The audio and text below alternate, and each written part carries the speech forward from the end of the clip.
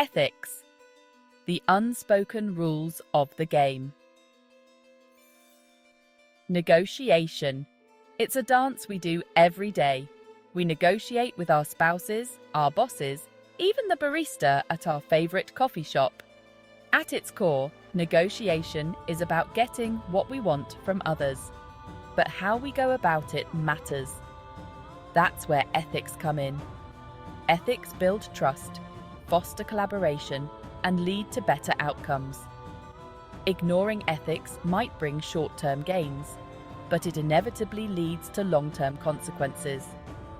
In the end, ethical negotiation isn't just about doing the right thing, it's about doing the smart thing. So how do we navigate the often murky waters of ethical decision-making in negotiation? Let's explore 4 common ethical approaches. End result ethics.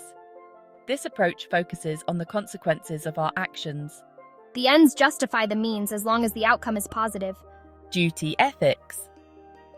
Duty ethics emphasizes adhering to universal moral principles, regardless of the consequences. This approach values honesty, fairness, and keeping promises above all else. Social contract ethics. This approach considers the norms and expectations of the community or society in which the negotiation takes place. Personalistic ethics. As the name suggests, this approach emphasizes individual conscience and values as the primary guide for ethical behavior. Each of these approaches offers a different lens through which to view ethical dilemmas in negotiation. Understanding these different perspectives can help us make more informed and ethical decisions at the bargaining table. Negotiation is rarely black and white. We often encounter grey areas that require us to weigh competing interests and make tough choices. Let's examine some common ethical dilemmas that arise in negotiation. Information disclosure. How much information are we obligated to reveal? Is it okay to withhold information that could weaken our position? Bluffing and exaggeration. Is it acceptable to exaggerate our position or make promises we don't intend to keep? Promise only what you can deliver. Exploiting weaknesses.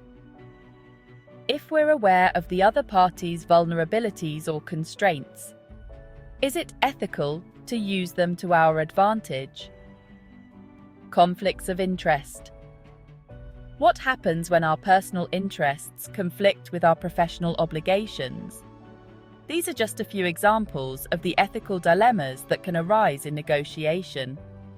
Navigating these challenges requires careful consideration, a strong ethical compass, and a willingness to have difficult conversations about right and wrong. Section 4. The Siren Song of Deception. Why we stray from the truth. We all know that honesty is the best policy, but in the heat of negotiation, the temptation to deceive can be strong. So why do we sometimes resort to deceptive tactics, even when we know it's wrong? First, the pressure to perform. We live in a competitive world where we're constantly being evaluated on our ability to get results. Second, the everyone's doing it mentality. When we see others engaging in unethical behavior and getting away with it, it can create a sense of normalcy.